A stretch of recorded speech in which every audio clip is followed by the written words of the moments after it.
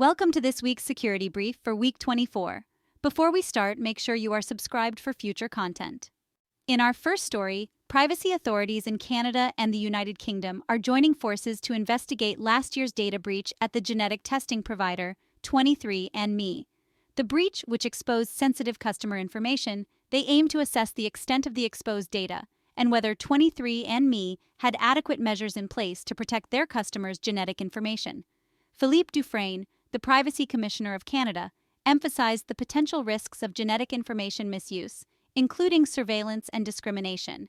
He stressed the importance of protecting personal information against malicious actors.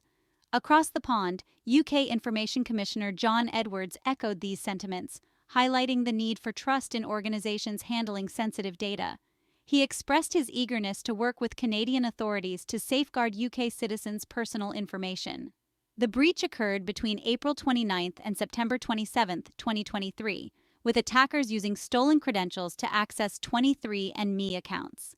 The company detected the attack on October 10th and has since implemented mandatory password resets and two-factor authentication for all customers.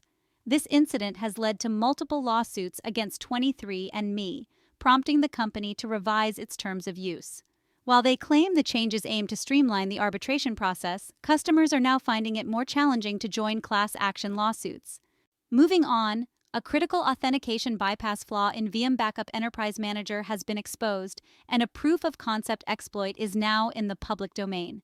The vulnerability, tracked as CVE 2024-29849, affects Veeam Backup Enterprise Manager, a widely used web-based platform for managing Veeam backup and replication installations.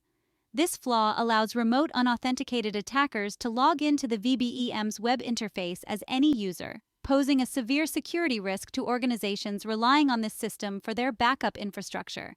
Veeam issued a security bulletin on May 21st, alerting users to the critical vulnerability and urging immediate action to prevent potential exploitation.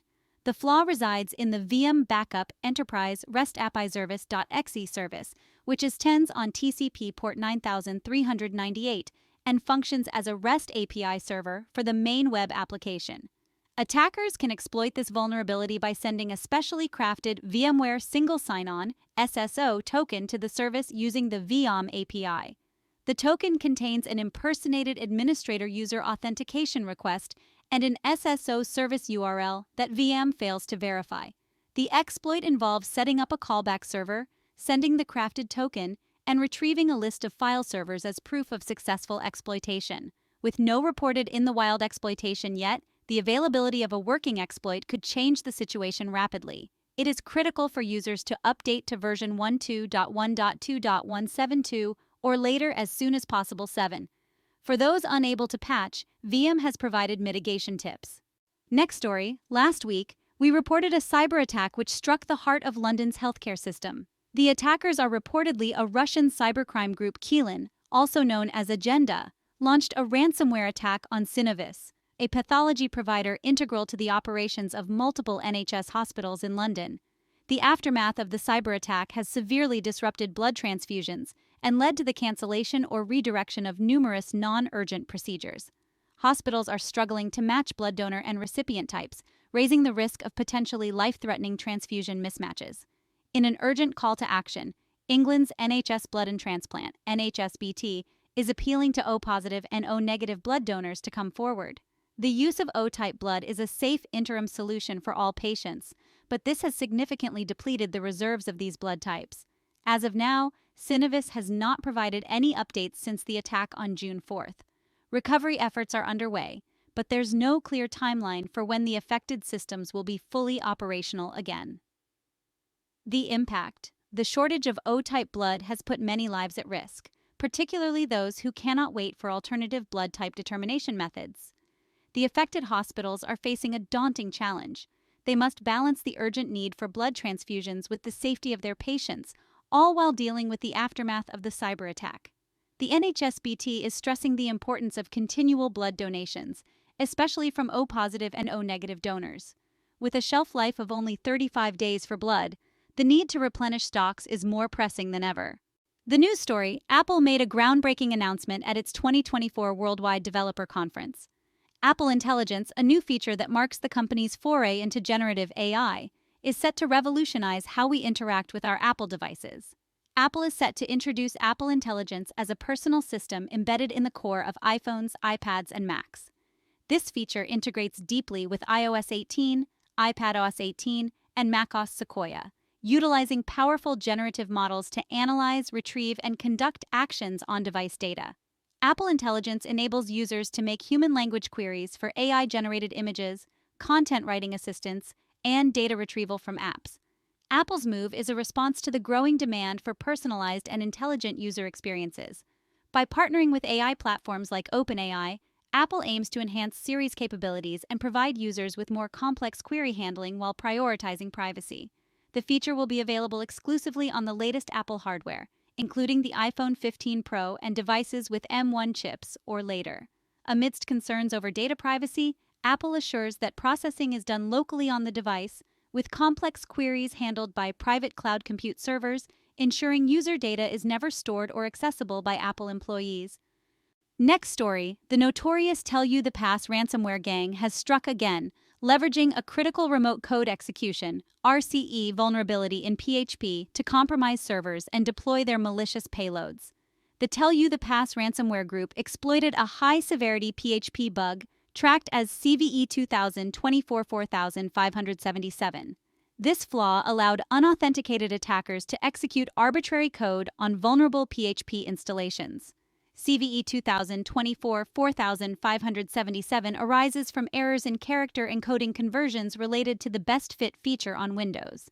It affects PHP installations, particularly when PHP is used in CGI mode on Windows servers. If PHP runs with CGI mode enabled, it becomes vulnerable. CGI mode is considered dangerous and can expose servers to various vulnerabilities. Exposed PHP binary. If the PHP binary is accessible via a web-accessible directory, for example XAMPP, systems may be impacted. The CV 2024-4577 is a patch bypass of an older vulnerability.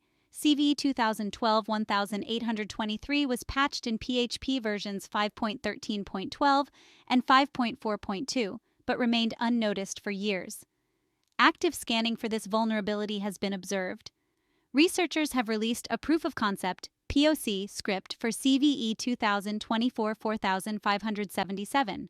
The rapid weaponization of CV 2024-4577 highlights the critical need for organizations to patch their PHP deployments promptly.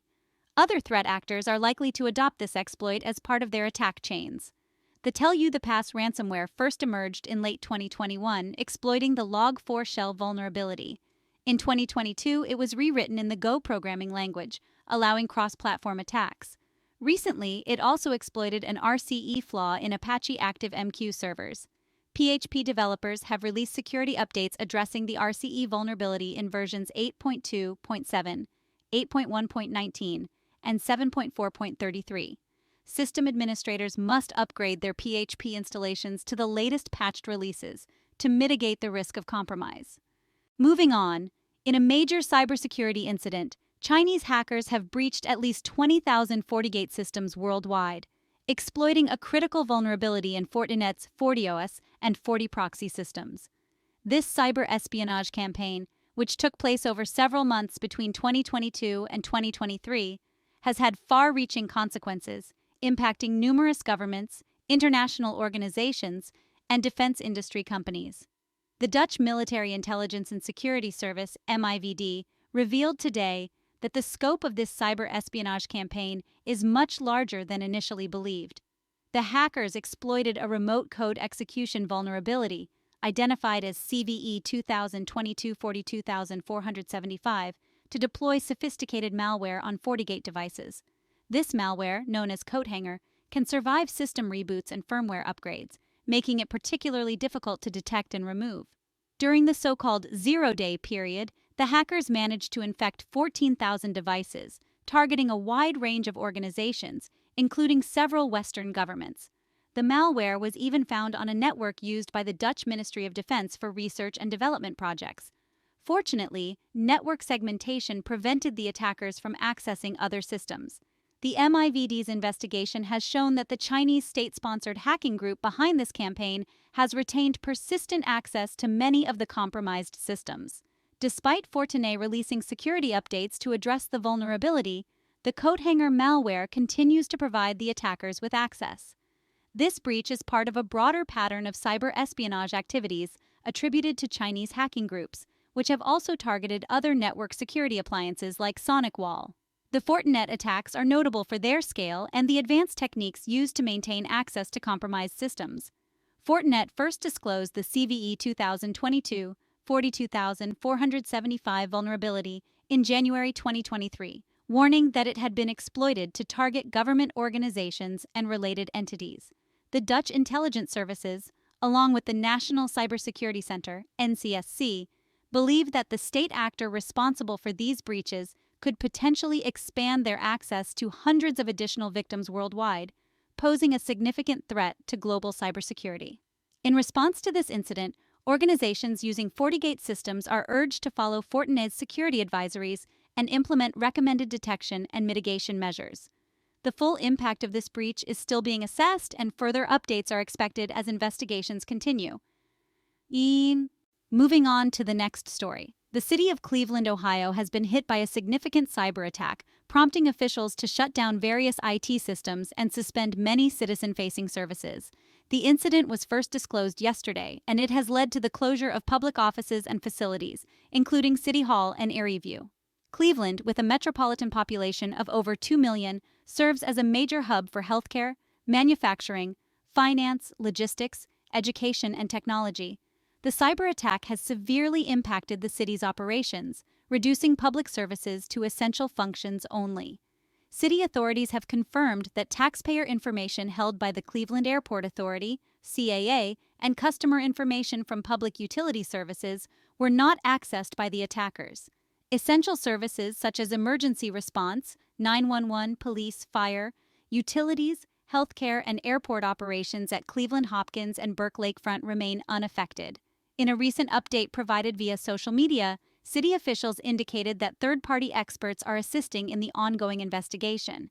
Both City Hall and Erie View will remain closed for a second day as the investigation continues. Authorities have promised to provide further updates as more information becomes available. Mayor Justin Bibb has referred to the event as a breach, while IT Commissioner Kim Roy Wilson described detecting abnormal activity in the city's IT environment. Both emphasized the need to withhold specific details to avoid compromising the investigation. At this time, no ransomware groups have claimed responsibility for the attack, and the exact nature of the breach remains unclear. Citizens in need of critical services from affected departments are urged to remain patient. Moving on, in a concerning development in cybersecurity, the notorious Basta ransomware gang has been linked to exploiting a Windows zero-day vulnerability in a series of attacks. This vulnerability, identified as CVE 2024-26169, is a high-severity issue within the Windows Error Reporting Service, allowing attackers to elevate their privileges to system. The incident came to light when Symantec reported that Basta had been actively exploiting this vulnerability, using it as a zero-day before Microsoft issued a patch. The flaw was patched on March 12, 2024, as part of Microsoft's monthly Patch Tuesday updates. However, evidence suggests that Basta had a working exploit tool months before this fix was released. The breach was first detected during an attempted ransomware attack, where an exploit tool for CVE 2024-26169 was deployed after an initial infection by the Darkgate loader. This loader has been in use by Basta since the Cockbot takedown.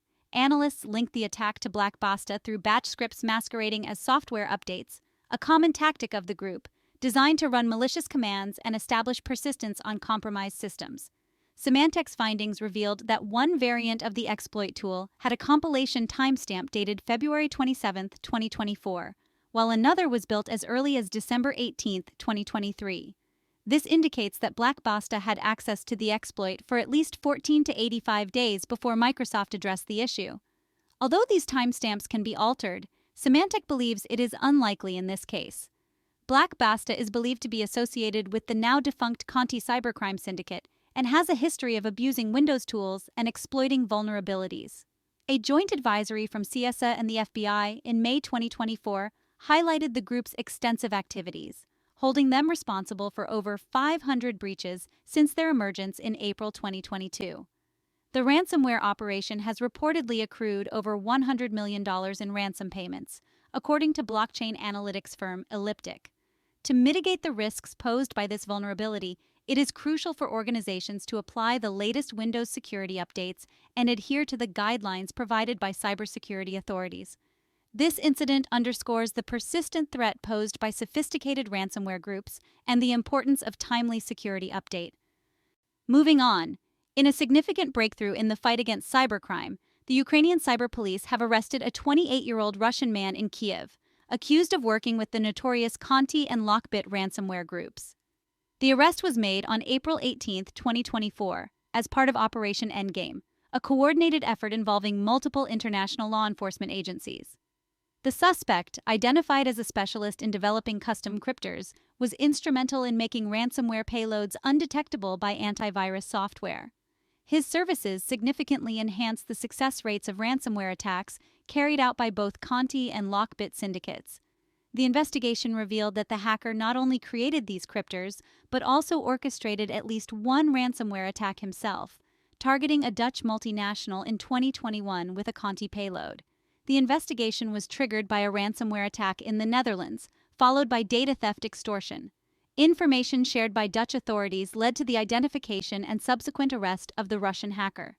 During searches in Kiev and the Kharkiv region, Ukrainian police seized computer equipment, mobile phones, and handwritten notes for further examination. This arrest highlights the sophisticated methods employed by cybercriminals and the global collaboration required to combat such threats. The suspect has been charged under Part 5 of Article 361 of the Criminal Code of Ukraine, which pertains to unauthorized interference in information systems. If convicted, he faces up to 15 years in prison. Moving on, in a recent cybersecurity incident, Life360, a prominent safety and location services provider, revealed that it was the target of an extortion attempt following a breach of its subsidiary, Tile's customer support platform. The breach, disclosed on June 12, 2024, compromised the names, addresses, email addresses, phone numbers, and device identification numbers of Tile customers.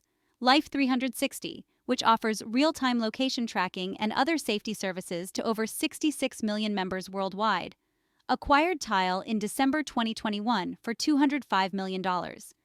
The breach did not involve more sensitive information such as credit card numbers, passwords, location data, or government-issued IDs, according to Life360 CEO Chris Hulls. The company discovered the breach when it received emails from an unknown actor claiming to possess Tile customer information. This hacker reportedly used stolen credentials from a former Tile employee to access multiple systems, allowing them to gather customer data by sending millions of requests undetected. Life360 has since taken steps to secure its systems and reported the incident to law enforcement. However, the exact details of how the breach occurred when it was detected and the total number of affected customers remain undisclosed. A Tile spokesperson stated that they are continuing to work with authorities and have no further updates at this time.